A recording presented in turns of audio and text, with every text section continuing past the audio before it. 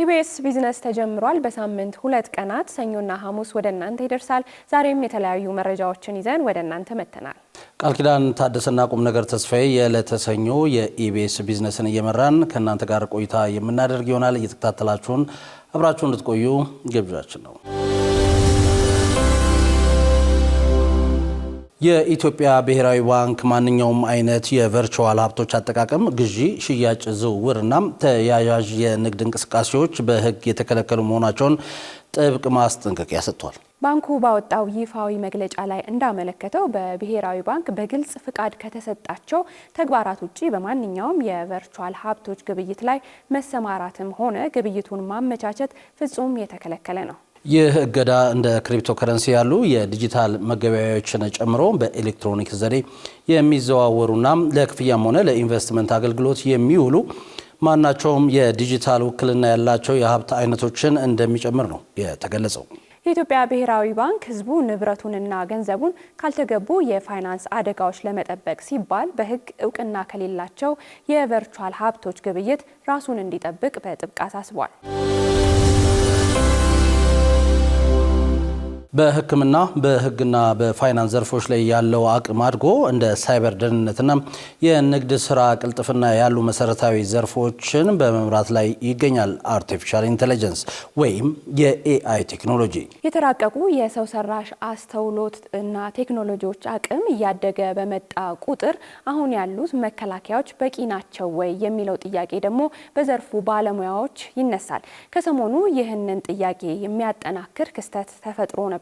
የሰው ሰራሽ አስተውሎት ቴክኖሎጂው ከቁጥጥር ውጭ ሆኖ አጋጥሞ የማያውቅ የበይነ መረብ ጥቃት ማድረሱ ነው የተነገረው። ኦፕን ኤአይ እጅግ ዘመናዊ የሆኑ የሰው ሰራሽ አስተውሎት ሞዴሎች የደህንነት ፍተሻ እየተደረገ በነበረበት ወቅት ከቁጥጥር ውጪ በመሆንና አጋጥሞ የማያውቅ ባህሪ በማሳየት የበይነ መረብ ጥቃት መፈጸማቸውን ይፋ አድርጓል። የቻት ጂፒቲ አምራች የሆነ ኩባንያ የሰው ልጅ መመሪያ ከሰጠው በኋላ ብቻውን ሊሰራ የሚችል የኤአይ ስርዓት ቁጥጥር በሚደረግበት አካባቢ ፍተሻ እየተደረገለት ሳለ ድክመቶችን በማግኘቱ ከሙከራ ገደቦቹ ማምለጥ ችሏል ነው የተባለው። የኤአይ ቴክኖሎጂ እንግዲህ የሳይበር ጥቃቶችን አስቀድሞ ለመከላከል እንደ ትልቅ ጋሻ የሚያገለግል ቢሆንም በተቃራኒው ደግሞ ጥቃት አድራሾች የጥቃታቸውን ፍጥነትና ውስብስብነት ለመጨመር እንደ ትልቅ መሳሪያ እየተጠቀሙበት ይገኛሉ። ቀደም ሲል ያነሳነው ክስተትም ተቋማት የራሳቸውን መከላከያ ማጠናከርና የሳይበር ጥቃትን የመቋቋም አቅም እንደ ዋና ስራ ቅድሚያ መስጠት እንዳለባቸው ግልጽ ያደረገ ነው። በዓለማችን 5ቱ በገጻቸው ላይ ከተጻፈው ቁጥር በላይ እጅግ ውድ የሆኑ የብር ኖቶችና ከጀርባቸው ያለውን ታሪክ በማንሳት ባልደረባችን ቁም ነገር ተስፋዬ ያስቃኘናል። እሱን ተከታትለን እንምጣ።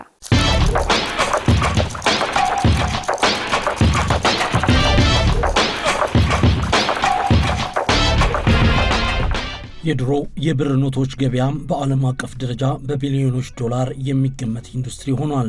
በዓለም ላይ የብር ኖትና ሳንቲም ሰብሳቢዎች ኑሚስማቲስት ተብለው ይጠራሉ።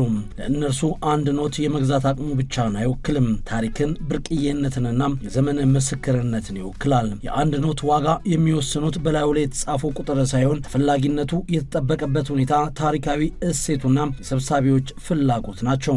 አንዳንድ ሰዎች በጥቂት ገንዘብ የገዙት የድሮ ኖት ዓመታት በኋላ በመቶ ሺዎች አልፎም ተርፎ በሚሊዮኖች ዶላር ተሸጠዋል። አንድ የ1000 ብር ኖት 1000 ብር ዋጋ ያለውን ነገር መግዛቱ የተለመደ ነው። ነገር ግን አንድ የ1000 ዶላር ኖት ከ3 ሚሊዮን ዶላር በላይ ቢሸጥስ? ጨረታው ዓለም የተመዘገበ እውነታ ነው። ዛሬ በኢቢኤስ ቢዝነስ በዓለም ላይ እጅግ ውድ የሆኑ የብር ኖቶችን ዋጋቸውንና ከጀርባቸው ያለውን አስደናቂ ታሪክ እንቃኛለን። አብራችሁን ቆዩ።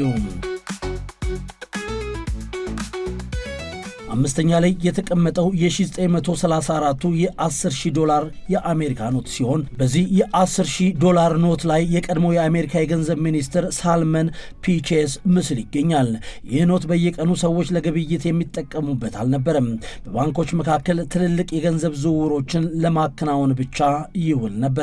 ዛሬ በጥሩ ሁኔታ ላይ የተጠበቀው ቅጂው በመቶ ሺዎች ዶላር እየተሸጠ ይገኛል። እንደ አውሮፓውያን አቆጣጠር ከ1969 ጀምሮ የ5000ና የ10000 ዶላር ኖቶች ከስርጭት ተወግደዋል። ይህም ዛሬ ላይ ዋጋቸው በእጅጉ እንዲጨምር እንዳደረጋቸው የዘርፉ ባለሙያዎች ይናገራሉ። አራተኛ ላይ የተቀመጠው ውዱ ኖት ደግሞ ዴል ሞንቴ ኢረር ይሰኛል። አንዳንድ ጊዜ ስህተት ኪሳራን ያመጣል። ነገር ግን በኖት ገበያ ስህተት ሀብትን ሲፈጥር ተመልክተናል። በዚህ የ$20 ኖት ላይ በህትመት ሂደት ወቅት የዴል ሞንቴ የፍራፍሬ ስቲከር ተጣብቆ ወጣ። ይህም ያልተጠበቀ ስህተት እንደ አውሮፓውያን አቆጣጠር በ2021 የገንዘብ ኖቱ በ$396,000 እንዲሸጥ አድርጎታል። ሶስተኛ ላይ የተቀመጠው ውዱ የገንዘብ ኖት ደግሞ የ1891 ሬድ ሲል የ$1000 ትሬዠሪ ኖት ሲሆን ይህ ኖት በአሁን ጊዜ እጅግ ብርቅ ከሆኑ የአሜሪካ ኖቶች አንዱ ተደርጎ ይቆጠራል። በዓለም ላይ ጥቂት ቅጂዎቹ ብቻ በጥሩ ሁኔታ ተጠብቀው ቀርጠዋል። በጨረታ ላይ ከ$500,000 በላይ ዋጋ ማግኘቱ የብርቅዬነቱ ማሳያ ተደርጎም ይወሰዳል።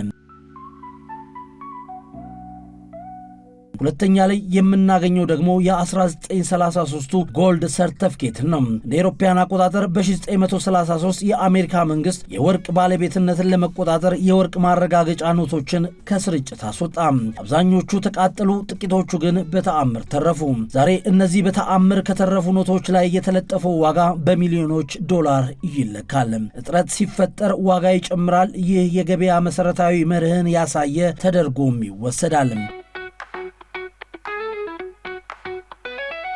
ዓለማችን ላይ ቁጥር 1 ውድ እንደሆነ የሚነገርለት የገንዘብ ኖት ግራንድ ወተርሜለን የ$1000 ኖት ነው። በዓለም ላይ እጅግ ውድ ከሆኑ የወረቀት ገንዘቦች መካከል የሚጠቀሰው ይህ የገንዘብ ኖት ነው። በጀርባው ላይ ያሉ ትላልቅ ዜሮች እንደ ሐብሐብ ስለሚመስሉ ግራንድ ወተርሜለን የሚል ስያሜ እንዲያገኝ አድርገውታል። እንደ አውሮፓውያን አቆጣጠር በ2014 በ3.2 ሚሊዮን ዶላር በጨረታ ተሽጦ የዓለም ክብረ ወሰንን አስመዝግበዋል። ይህ አንድ ኖት ብቻ ሳይሆን የታሪክ ቁራጭና የሰብሳቢዎች ህልም እንደሆነ ልብ ልንል ይገባል። ምንም እንኳን እነዚህ 5 የብር ኖቶች ውድ ቢሆኑም በኖት ገበያ ላይ ግን ትንሽ እጥፋት ወይም ብልሽት አሁን ካሉበት ቢያጋጥማቸው ዋጋቸው በእጅጉ ሊቀንስ እንደሚችል ባለሙያዎች ይናገራሉ። በቢዝነሱ ዓለም አንድ ንብረት ዋጋ የሚያገኘው በተጻፈበት ወይም በተነገረበት ቁጥር ሳይሆን ገበያው በሚሰጠው እሴት ነው። እነዚህ የብር ኖቶች የሚያስተምሩን ትልቁ ትምህርት ይህንኑ ነው። ብርቅዬነት፣ ታሪክ፣ ጥራትና ፍላጎት ሲገናኙ ተራ ወረቀት ወደ ሚሊዮን ዶላር የሚቆጠር ሀብት እንደሚቀየር ነው። ስለዚህ በቤቱ የተቀመጠ የድሮ ኖት ካለ ከመጣሉ በፊት ታሪኩን ይመርምሩ። ምናልባት ዛሬ ተራ ወረቀት የሚመስለው ነገር ነገ ሚሊዮኖች ዶላር የሚያወጣ ታሪክ ሊሆን ይችላልና ነው።